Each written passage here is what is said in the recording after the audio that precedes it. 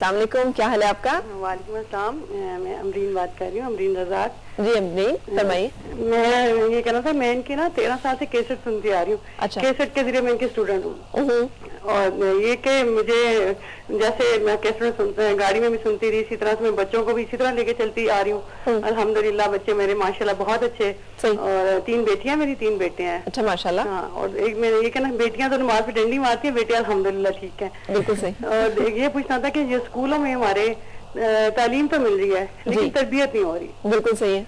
तो इसके बारे में कुछ खाली तरबियत ना हो तो कोई इतना मसला नहीं, गलत तरबियत हो रही है। हाँ, वो इतना मतलब वो ना बच्चे हमारे मुसलमान बने हैं ना पूरे अंग्रेज भी नहीं बने, वो बीच में लटका दिया है। हाँ जी। और इतना मुश्किल कर दिया हुआ ना स्कूल का सिस्टम कि घर में भी आके स्कूल खोलें, घर में भी आके बच्चों को पढ़ाएं। तो इस बारे में आप कुछ आप साथ रहिए, हम डॉक्टर हाशमी से जानते हैं। अच्छा डॉक्टर साहब, इसमें दोनों, एक तो एज स्कॉलर इस पे बताइएगा, पर्सनल एक्सपीरियंस से भी बताइएगा कि आपने इस मसले का क्या हल निकाला था।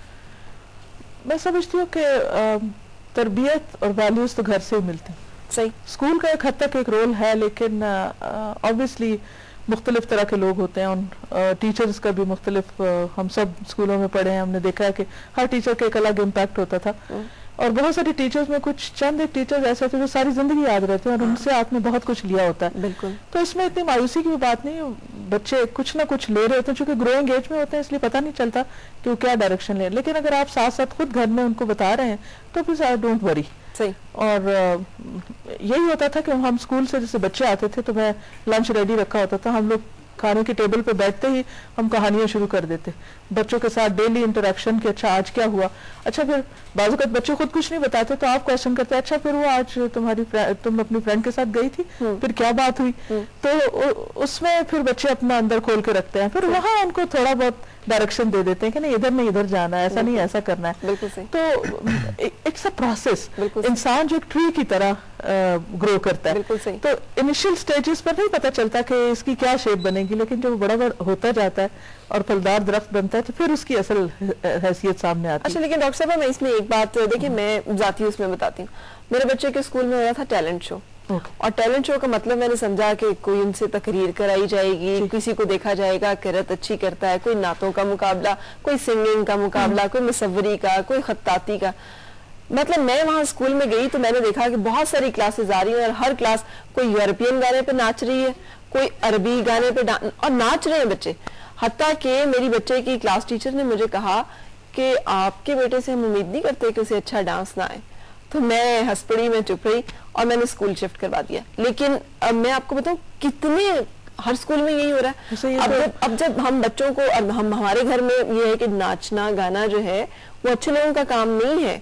हमारे माशरे में नाच गाना जो है, हमारे मजहब में उसको रोका गया। आप मतलब आप नहीं कर सकते हैं ये और आपको नहीं करना है। लेकिन सारा टैलेंट इसी में कहाँ आ गया? आ गया स्कूलों में बता रहा, मीडिया हमारा बता रहा है कि अगर आप अच्छा नाच रहे हैं तो क्या बात है आपकी, आप तो बड़े मॉडर्न, बड़े जबरदस्त किस्म के, बड़े एनर्जी फुल ऑफ लाइफ। इसको अगर आप 2 तरह से एनालाइज करें, एक तो ये कि दुनिया में इस वक्त जो तरक्की याफ्ता कौमें हैं, क्या उनके स्कूलों में टैलेंट शो के नाम से यही कुछ बच्चों को दिया जा रहा है? क्या इसी से उनका सारा टैलेंट बाहर आता है? क्या कुछ नहीं सिखाया जा रहा बच्चों को? अभी मैंने जो मिसाल दी जिस रिसर्च की कि किस तरह माएँ जो है वो प्रेगनेंसी से अपने बच्चों की तरबियत कर रही हैं और उनको क्या सिखा रही हैं। और दूसरी तरफ ये कि दीनी एतबार से देखा जाए, यानी मुझे कभी समझ में नहीं आती कि अगर हम ये सब कुछ कर रहे हैं और स्कूल्स के अंदर कर रहे हैं, क्योंकि जब तक मेरे बच्चों ने पढ़ा, छोटे थे, तो ऐसी चीजें नहीं थी। ठीक है, एक पार्ट में कुछ हुआ सो हुआ, आपका दिल चाहता तो आप उसमें हिस्सा लें, नहीं तो कोई मजबूरी नहीं। उसके साथ इतनी और ऑप्शंस थी कि बच्चे अपने अपने टैलेंट के मुताबिक या अपनी सोच के मुताबिक उसको उसमें हिस्सा ले सकते हैं और मेरे बच्चों ने हमेशा लिया भी। लेकिन मुझे लगता है कि रिसेंटली मेरा ख्याल है कि हमारा मिजाज कुछ और भी ज्यादा बदल गया और हमारा सारा टैलेंट सिर्फ यहीं पर आकर फोकस हो गया। तो अगर दीनी एतबार से देखें तो भी एक्सेप्टेबल नहीं, और अगर दुनिया के एतबार से देखें तो भी एक्सेप्टेबल नहीं। हम क्या फ्यूचर फोर्सी कर रहे हैं, इन बच्चों से हम क्या एक्सपेक्ट करते हैं? लेकिन माँ अब क्या करें? अब देखिए माँ के लिए फिर ये है, देखिए इसमें पेरेंट्स का बहुत बड़ा रोल है। जैसे आपने अपने बच्चों को शिफ्ट किया, आप जाकर बात कर सकते हैं। देखिए स्कूल जो है उनको इस चीज का बहुत एहसास होता है कि पेरेंट्स क्या चाहते हैं। और अगर पेरेंट्स खुद भी इसमें शरीक हैं और किसी भी तरह स्कूल वालों से बात नहीं करते और उनको अपने रिजेंटमेंट शो नहीं करते, तो फिर इसका मतलब है कि हम खुद गफलत इख्तियार कर रहे हैं। बिल्कुल सही। इसमें माँ बाप का फिर अगेन रोल आता है कि वो अपने बच्चे के लिए क्या प्रेफर करते हैं और उसको कहाँ भेजना है और जाकर उनसे बात कर सकते हैं। बिल्कुल सही। आपको बेटे, चूंकि आप तो शायद इसमें से गुजरे, आपको पीयर प्रेशर का अंदाजा होगा। मुझे पता है डॉक्टर हाशमी कि मेरा बेटा जब स्टेज पे खड़ा हुआ सबसे पिछली रो में बेचारा थोड़ा ऐसे ऐसे कर रहा था, जब उसकी मुझ पे नजर पड़ती थी तो थोड़ा सा ऐसे भी हो जाता था। और फिर उसने मुझे आके बताया, मामा वो आगे वो बहुत अच्छा डांस है। फिर मैंने 2-3 दफा देखा उसने ऊंची आवाज में म्यूजिक लगाया, अपने कानों में वो लगाया और उसने वही स्टेप्स करने की कोशिश की जो अगली रो में खड़ा हुआ लड़का कर रहा था। मैं ये सब चीजें देख रही थी और देख रही हूँ, और मुझे पता है कि मेरा बेटा इस वक्त क्या, मैं वो नहीं चाहती जो वो करना चाह रहा है, लेकिन उसे भी ये समझ नहीं आ रही कि मैं उसे क्यों। बेटे आप शायद इनको समझ सकते हो कि क्या, कैसे, फिर आप क्या समझते हो, क्या माँ यहाँ पे क्या करे, कैसे करे? माँ का किरदार तो ऑब्वियसली जैसे उन्होंने कहा था कि घर में जितना समझा सकती हैं समझाएंगी, लेकिन उसके बाद मतलब कि जो खुद बंदा है वो जैसे रिएक्ट करेगा अपनी सोसाइटी में, तो उसी तरह वो अपने आप को डेवलप करेगा। लेकिन जैसे कि अब मैं आपको अपनी पर्सनल स्टोरी बताता हूँ कि स्कूल में जाके मैंने ग्रेड 10 से स्कूल छोड़ दिया था, और इसलिए नहीं छोड़ा था कि मतलब कि मैं कोई अच्छे ग्रेड्स नहीं लेकर आ रहा था या मैं एक्सपेल हो गया था कुछ इस तरह करके। मैं I was a perfectly good student, above average, लेकिन हुआ क्या था कि अगेन ये जो तरबियत की, कॉलर ने जो बात की थी तरबियत के बारे में, ये नहीं मिल रही थी। और मुझे पता था कि अगर मैं स्कूलिंग सिस्टम में रह गया तो I am definitely bound to, मतलब कि मैं सक्सेसफुल कभी नहीं हो सकता, कि मैं इन छोटी मोटी चीजों में लग जाऊंगा। क्या पता मैंने डांस कर लिया, लेकिन अगर जिंदगी में कुछ काम करना है तो वो नहीं हो सकेगा। तो दिस इज वेरी इंपॉर्टेंट कि बच्चे ये रियलाइज नहीं करते कि अपना जो वो विजन नहीं करते अपने आप को 10 साल के बाद कि वो किधर होंगे, वो कैसे अपनी जिंदगी गुजार रहे होंगे, जो अभी जो ये कर रहे हैं इसको फायदा देगी। And like the time right now कि जब जो लोग यंग होते हैं और जो डिफरेंस अभी बना सकते हैं वो इतना ज्यादा हो सकता है, it can have such a big impact. जैसा आपको पता है पाकिस्तान में तो इतने ज्यादा मतलब कि यूथ की तादाद बहुत ज्यादा है, और मतलब कि और यूथ जो है it has a strong impact on society. तो मैं समझता हूँ कि अगर बंदा अपने आप को भी देखे मैं इस चीज को नहीं कर सकता, मैं इन चीजों को I don't tolerate these things, then वो खुद भी एक्शन ले। तो अम्मी ने किया क्या कि मुझे कहा कि नहीं कुछ नहीं होता, महीने के लिए स्कूल चले जाओ दोबारा से, इस तरह करके। तो फिर I had to force myself. I'm like, I'm not going to school anymore. अच्छा। तो फिर दोबारा से मुझे स्कूल में जाया for the second time Dubai में। Then I'm like, I'm not going to go to school again. दोबारा से। तो इस तरह करते मैंने at the end of the day फिर खुद ही किया, और इस तरह करके आपने बगैर स्कूल के और स्कूल छोड़ने के बाद फिर आपने घर में रहकर पढ़ा जी, इंडिपेंडेंट स्कूलिंग जी, और आपने उसे सही तरह से आप समझते हो कि आपने कर लिया? जी बिल्कुल। जैसे आपने स्कूल छोड़ने के लिए क्या आपका इनिशिएटिव था? मतलब आपको क्या चीज अच्छी नहीं लग रही थी? स्कूल में बेसिकली हो क्या रहा था कि जैसे अभी कॉलर की जो बात आई थी कि सही तरबियत नहीं मिल रही थी, और तरबियत आपने जैसे कहा कि तरबियत सही भी नहीं गलत मिल रही थी। तो इसके लिए जब मैंने ये देखा कि मैं इस मतलब कि if I'm going to be following this path, तो इस जरिए के साथ मैं मतलब कि अपने जो गोल्स हैं उनको अचीव नहीं कर सकूंगा। मैं मतलब कि बन जाऊंगा कोई I can become engineer, doctor वगैरह, वो तो मतलब कि वो बन सकता हूँ, लेकिन and I am not saying those are bad careers, those are good careers, लेकिन मतलब कि अगर आपको कुछ if you want to do something maybe just on a higher level, कि आप ह्यूमैनिटी के लिए कुछ काम करने चाहते हो कि कुछ ऐसा करके, तो उसके लिए हल्का सा आपको डिफरेंटली रोल अपना प्ले करना, अप्रोच लेनी होगी। तो उसके साथ साथ जब मैंने स्कूल जब छोड़ा तो मैंने होम स्कूलिंग तो ज़्यादा नहीं की, मैं तो घर से बाहर ही ज़्यादातर होता था, लेकिन मैंने ट्यूशन ली। अब होता क्या है कि आजकल बच्चे स्कूल जाते हैं सुबह, फिर शाम पे ट्यूशन चले जाते हैं। मैंने कहा अब स्कूल भी जाते हैं, शाम को ट्यूशन भी जाते हैं, तो मैं स्कूल जाता था, लेकिन मैंने वहाँ पर देखा कि मेरा वक्त लाइक ऑलमोस्ट 100% ज़ाया हो रहा है, कि वहाँ पर टीचर्स जो हैं वो मुझे सही तरह मतलब कि अटेंशन नहीं दे सकते, मैं प्रॉपर्ली लर्न नहीं कर सकता, या सवाल नहीं पूछ सकता, बहुत ज़्यादा। किसी एक बच्चे ने मिसचीफ की तो सारी क्लास उसी के। और हाँ बिल्कुल ऐसे भी हुआ था कि एक दफ़ा के इस तरह बहुत होता है एक्चुअली कि किसी बच्चे ने कोई प्रॉब्लम क्रिएट की क्लास में, तो अब होगा क्या कि पूरी क्लास उसके लिए ट्रबल में हो जाएगी। तो मतलब कि ये अब सिली चीजें, मतलब कि ग्रेड 10, 11, 12 में अगर आप हाई स्कूल में चले जाते हो तो मतलब कि ठीक है, जब आपको डिसिप्लिन कर रहे हैं छोटी ग्रेड्स में वो ठीक है, लेकिन जब आप हल्के से बड़े हो जाते हो तो ये वाली चीजें then they seem a little annoying and unnecessary. तो उसके साथ साथ मैं ट्यूशन देता था, और ट्यूशन के साथ जब मैंने अपने ओ लेवल्स किए, I had finished it instead of doing in 3 years, 3 साल में ओ लेवल्स लोग करते हैं, 2 साल में करते हैं, या कोई स्कूल में तो 4 साल में भी करते हैं, तो I had finished in 6 months. सही. और फिर सिमिलरली ए लेवल्स के साथ अभी दोबारा से भी A2 के मैंने एग्जाम्स दिए अभी अक्टूबर नवंबर में, तो अभी उनका यानी कोई फर्क आपको नहीं लगा कि उससे पढ़ा? फर्क ऐसे तो नहीं पड़ा कि मतलब कि मेरी सोशल लाइफ पे कुछ इस तरह करके, इनफैक्ट मैं तो समझता हूँ कि मैं और सोशल हो गया, मतलब कि और लोगों से बात करने शुरू कर दी और एक्टिविटीज में इन्वॉल्व हो गया। अच्छा डॉक्टर साहबा, मैं यहाँ पर एक चीज, औरत ज़ईफुल एतकाद क्या फितरतन है?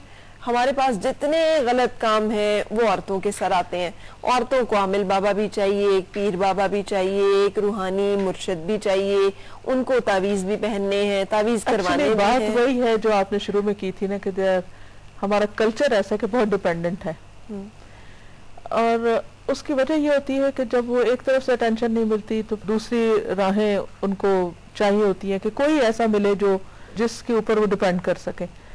तो मैं समझती हूँ कि लैक ऑफ एजुकेशन है। सही।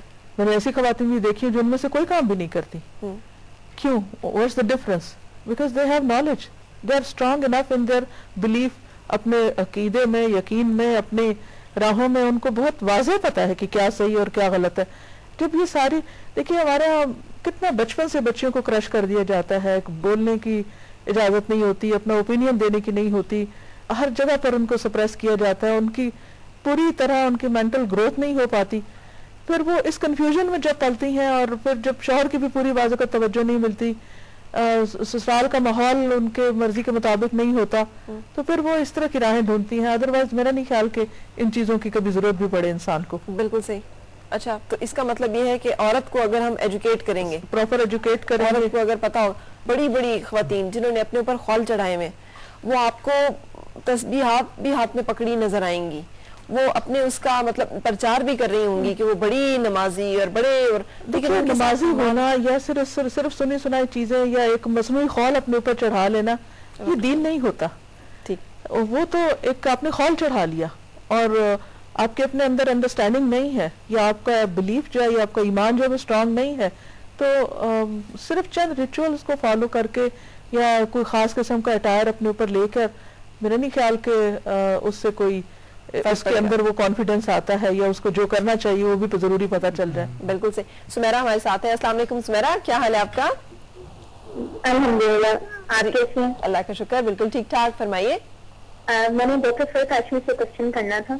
जरूर। कि मैं अलीदा की स्टूडेंट रही हूँ और अभी इस ईयर में भी मैं पढ़ रही थी यहाँ पर जी, बिकॉज लेकिन हम लोग के घर का माहौल इस टाइप का था कि बहुत स्ट्रिक्ट माहौल था। फादर की बहुत बचपन से मतलब दुनियावी लिहाज से उनका ज्यादा है ना कि आप दुनियावी तालीम हासिल करें और कुरान तो घर में पढ़ सकते हैं और इस तरह का। तो अभी मेरा तकरीबन 1 वीक हो गया, मेरा मिस हो गया। आज भी मैं काफी सुबह परेशान थी कि इनका आज वहाँ पर भी है, तो इनसे ये पूछना था कि फादर क्या रोल होना चाहिए, मतलब बच्चों के लिए क्या तरबियत कर सकते हैं वो, और साथ फिर मदर का भी जाहिर है वो इतना इंडिपेंडेंट नहीं हो सकती। बिल्कुल सही, बिल्कुल सही। अब वो कह रही है कि वालिद ने जाने से रोक दिया कि आप कुरान तो घर में भी पढ़ सकते हैं, अगर आपने पढ़ना है तो आप यूनिवर्सिटी जाएं, ये वो सब कुछ करें, इन कामों को छोड़ें। अब यहाँ मर्द का एक किरदार आ गया ना, बाप के तौर पे। यही मैं आपसे पूछ रही थी, मर्द शौहर के तौर पे। आपको पता है मैं बहुत सारे ऐसे मर्दों को जानती हूँ, कहते तुम नफली रोजा रख रही है, तुम्हें पता है हमारी इजाजत के बगैर तो तुम्हारा रोजा भी कबूल नहीं, तुमने किससे पूछ के रख लिया? मैंने अपने कानों से सुनी बात। हाँ, तो अब मुझे बताइए कि मर्द जो कि हमारे पे एक दर्जा ऊपर मुकर्रर किया गया है, कवामीन में है, जिसका काम है कि वो उन तमाम चीजों को सही तरह से लेके चले, अगर वही रोके तो औरत क्या करे? फिर वो मर्द कहाँ से ऐसे जन्म लिए? क्योंकि फिर बुनियादी तालीम कहाँ से मिली?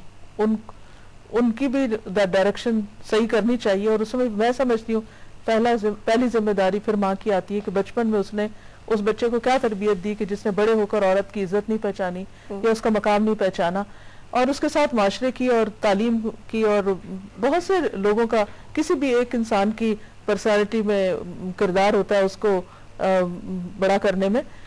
देखिए मैं ये समझती हूँ कि यहाँ पर अगर इनके फादर स्ट्रिक्टली उन्हें कहते हैं जी आप यूनिवर्सिटी जाओ, कोई बात नहीं, चली जाए, this is not end of life.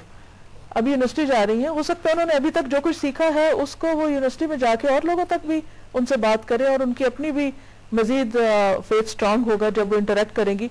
हो सकता है अल्लाह ने इनके जरिए औरों की भलाई लिखी हो। इसके साथ साथ ये अपना कुरान का कोर्स जारी भी रख सकती, उसमें कॉरेस्पॉन्डेंस से होता है, ऑनलाइन होता है, सेल्फ स्टडी घर पे हो सकता है। मैं समझती हूँ कि सिर्फ एक ही रास्ता नहीं होता अपनी ख्वाहिशात की तकमील के लिए।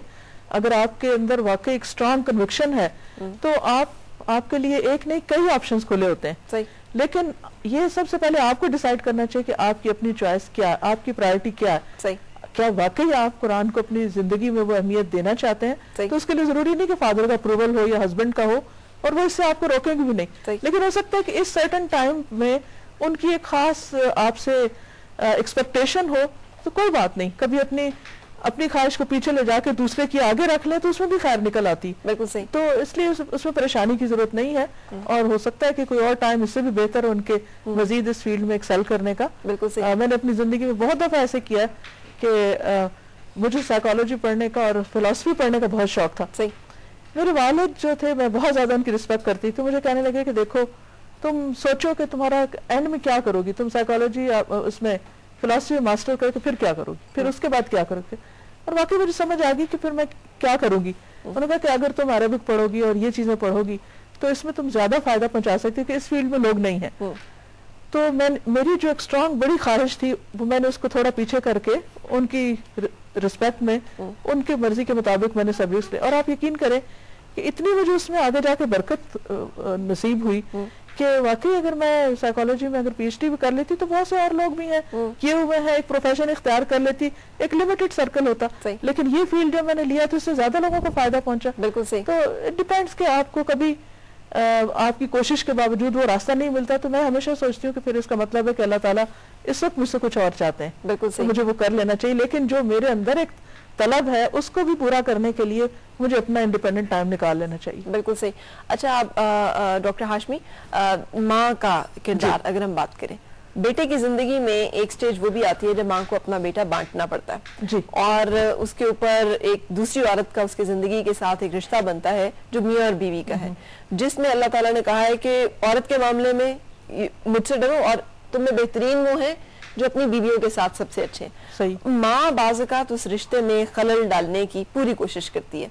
उसको ये लगता है कि अगर ये अपनी बीवी के साथ बहुत अच्छी तरह से सेटल हो गया तो शायद ये मेरा बेटा मेरा नहीं रहेगा उस तरह से। अब ये जो रोल है उसके साथ में जो माँ के पांव तले जन्नत है उसका तलबगार बेटा बड़ी बुरी तरह पिसता है। तो माँ को अब क्या करना है यहाँ पे? माँ को मेरे ख्याल है कि अगर माँ को अगर बेटे की खुशी अजीज है तो मेरे ख्याल है कि उसको स्पेस देनी चाहिए। इतना अरसा बच्चा हमारे साथ रहा है, हमारी हर बात सुनता रहा है, अब उसकी एक और रोल आ गया उसका, बहसियत बाप के आ गया, बहसियत शौहर के आ गया, तो उसमें अगर माँ हेल्प नहीं करेगी तो वो किधर जाएगा। लेकिन इसमें मैं समझती हूँ कि बेटे को भी अपना एक हर एक को अपने मकाम पर रखना चाहिए, और उसका भी बहुत अहम किरदार है, क्योंकि कुछ लड़के बिल्कुल बीवियों की तरफ लटक जाते हैं और कुछ सिर्फ माँ के होकर रह जाते हैं और दूसरी का हक मार देते हैं। तो असल चीज है तकवा के इंसान के अंदर अल्लाह ने एक रखा है एक बैलेंस, उसमें देखे कि किसको कहाँ पर कौन सा मकाम देना चाहिए। लेकिन मैं समझती हूँ कि एक जनरली इन प्रिंसिपल जिंदगी में अच्छे रिलेशनशिप का राज ये कि दूसरों के लाइफ में बहुत ज्यादा इंटरफेरेंस नहीं होनी चाहिए। अगर आपकी अपनी जिंदगी में कोई मकसद है, कोई गोल है और आप उस पर फोकस है तो बाकी चीजें जो है वो उसमें चली जाती, बैकग्राउंड में चली जाती वो इतनी।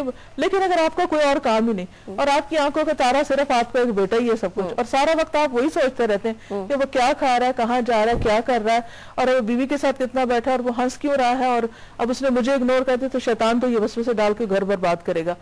तो इसलिए मैं समझती हूँ कि फिर खवातीन के पास कुछ काम होना चाहिए और कुछ उनको माशरे की फलाह बहबूद के लिए जब अपने बच्चे बड़े हो जाएं, शादी हो जाए, हमारे पास टाइम हो तो हम खिदमत खल्क करें। इतने लोग हमारे जो लाइफ के एक्सपीरियंस है उसके जरूरतमंद है, तो हमने सारा फोकस बेटे को ही क्यों कर लिया।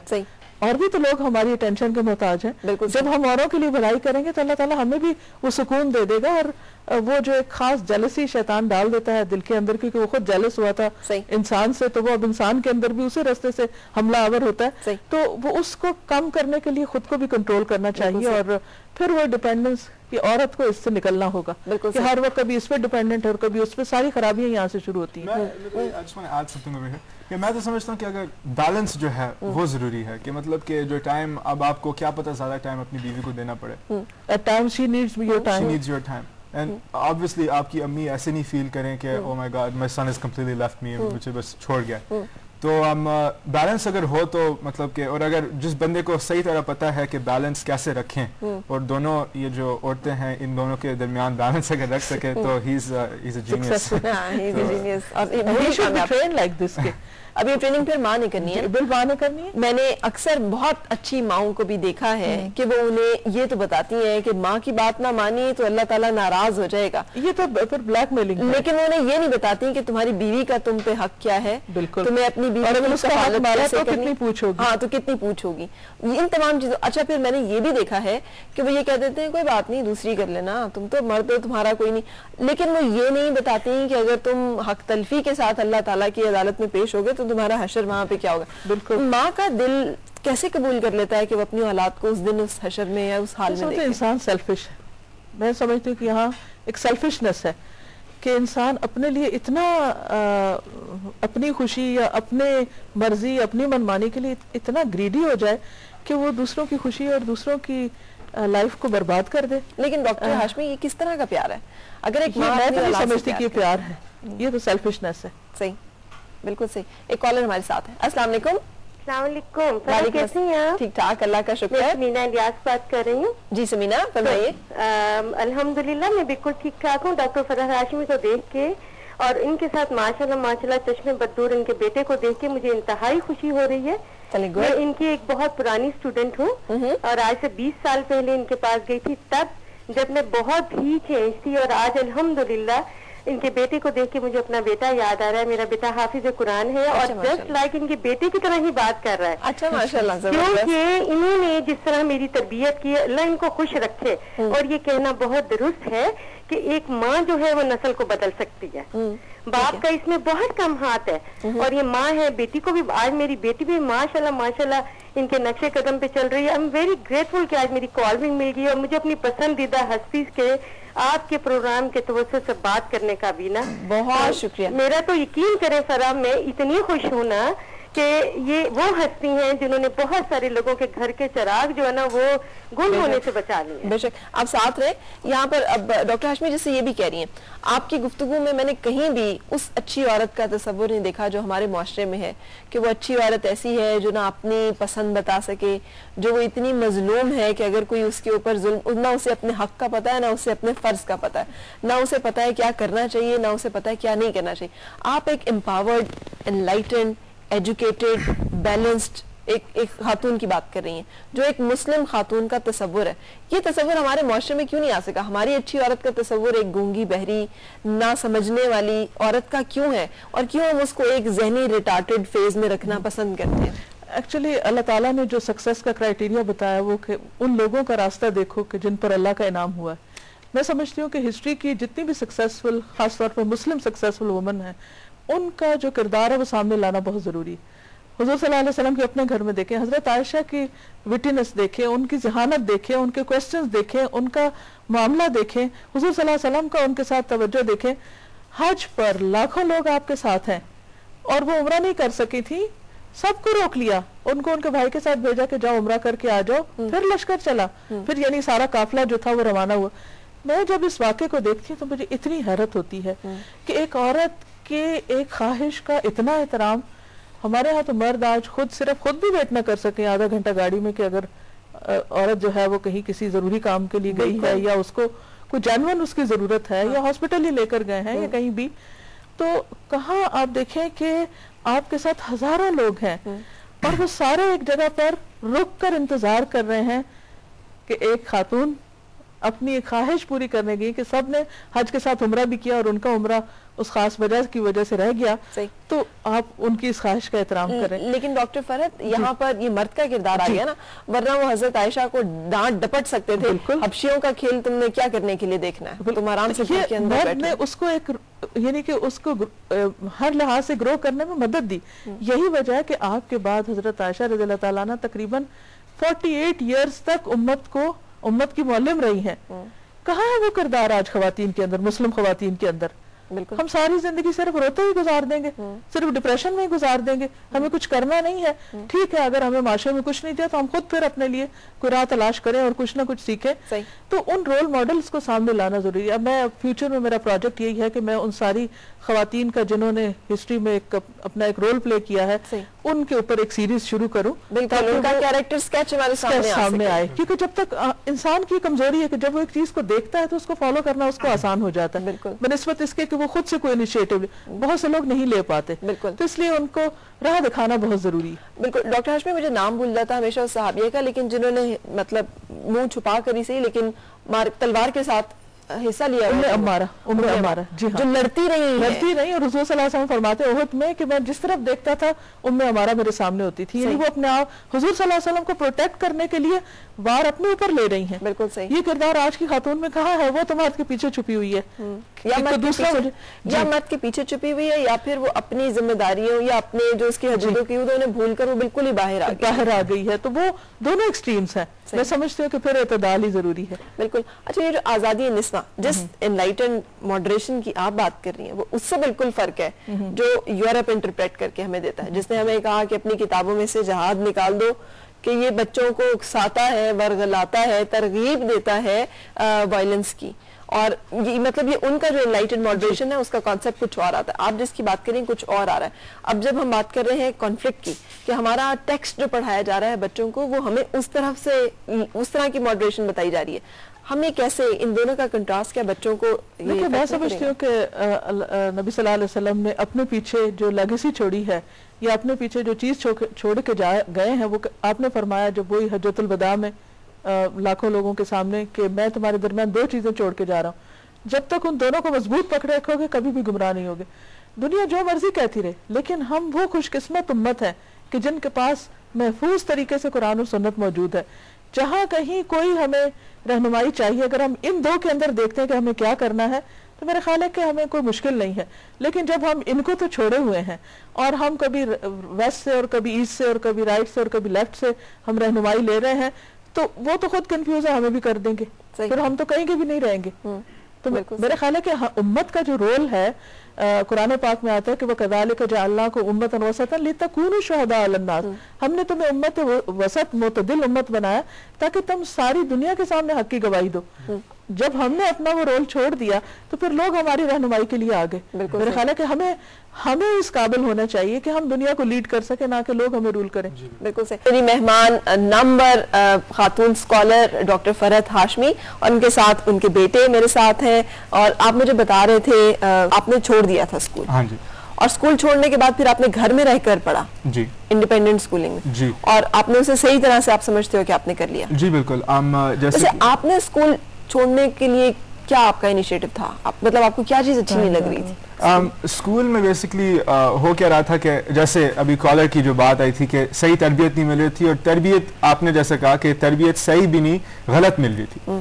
तो इसके लिए जब मैंने ये देखा कि मैं इस मतलब कि if I'm going to be following this path, तो इस जरिए के साथ मैं मतलब कि अपने जो गोल्स हैं उनको अचीव नहीं कर सकूंगा। मैं मतलब कि बन जाऊंगा कोई I can become engineer, doctor वगैरह, वो तो मतलब कि वो बन सकता हूँ, लेकिन and I am not saying those are bad careers, those are good careers, लेकिन मतलब कि अगर आपको कुछ if you want to do something maybe just on a higher level कि आप ह्यूमैनिटी के लिए कुछ काम करने चाहते हो, कुछ ऐसा करके, तो उसके लिए हल्का सा आपको डिफरेंटली रोल अपना प्ले करना, अप्रोच लेनी होगी। तो उसके साथ साथ जब मैंने स्कूल छोड़ा तो मैंने होम स्कूलिंग तो ज़्यादा नहीं की, मैं तो घर से बाहर ही ज़्यादातर होता था, लेकिन मैंने ट्यूशन ली। अब होता क्या है कि आजकल बच्चे स्कूल जाते हैं सुबह, फिर शाम पे ट्यूशन चले जाते हैं। मैंने कहा अब स्कूल भी जाते हैं, शाम को ट्यूशन भी जाते हैं, तो मैं स्कूल ज़्यादा था, लेकिन मैंने वहाँ पर देखा कि मेरा वक्त लाइक ऑलमोस्ट 100% ज़ाया हो रहा है, कि वहाँ पर टीचर्स जो हैं वो मुझे सही तरह मतलब कि अटेंशन नहीं दे सकते, मैं प्रॉपर्ली लर्न नहीं कर सकता, या सवाल नहीं पूछ सकता, बहुत ज़्यादा बच्चे ने मिसचीफ की तो सारी क्लास उसी के। और हाँ बिल्कुल ऐसे भी हुआ था कि एक दफ़ा के इस तरह बहुत होता है एक्चुअली कि किसी बच्चे ने कोई प्रॉब्लम क्रिएट की क्लास में, तो अब होगा क्या कि पूरी क्लास उसके लिए ट्रबल में हो जाएगी। तो मतलब कि ये अब सिली चीजें, मतलब कि ग्रेड 10, 11, 12 में आप हाई स्कूल में चले जाते हो तो मतलब कि ठीक है, जब आपको डिसिप्लिन कर रहे हैं छोटी ग्रेड्स में वो ठीक है, लेकिन जब आप हल्के से बड़े हो जाते हो तो ये वाली चीजें then they seem a little annoying and unnecessary. तो उसके साथ साथ मैं ट्यूशन लेता था, और ट्यूशन के साथ जब मैंने अपने ओ लेवल्स किए, I had finished it instead of doing in 3 years, 3 साल में ओ लेवल्स लोग करते हैं, 2 साल में करते हैं, या कोई स्कूल में तो 4 साल में भी करते हैं, तो I had finished in 6 months. सही. और फिर सिमिलरली ए लेवल्स के साथ अभी दोबारा से भी A2 के मैंने एग्जाम्स दिए अभी अक्टूबर नवंबर में, तो अभी उनका यानी कोई फर्क आपको नहीं लगा कि उससे पड़ा? फर्क ऐसे तो नहीं पड़ा कि मतलब कि मेरी सोशल लाइफ पे कुछ ऐसा करके, इनफैक्ट मैं तो समझता हूँ कि मैं और सोशल हो गया, मतलब कि और लोगों से बात करने शुरू कर दी और एक्टिविटीज में इन्वॉल्व हो गया। अच्छा डॉक्टर